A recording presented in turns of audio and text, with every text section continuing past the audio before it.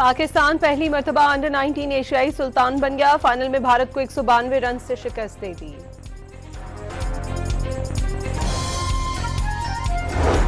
Field marshal Asim Munir का अफगान तालिबान को खवारिज या पाकिस्तान में से एक के इंतखाब का पैगाम। ऑपरेशन बुनियानुल मरसूस में अल्लाह ताला की मदद आते हुए देखी और महसूस की। उलमा मशाइख कॉन्फ्रेंस से खिताब।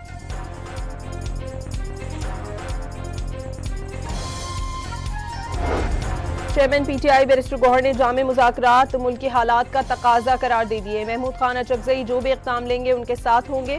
तहरीके तहफ़्फ़ुज़ आईन पाकिस्तान की कॉन्फ्रेंस से खिताब।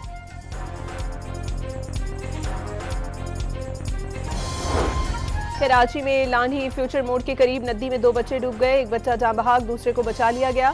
हैदराबाद में 3 साला बच्ची गंदे पानी के गड्ढे में गिरकर जान की बाजी हार गई।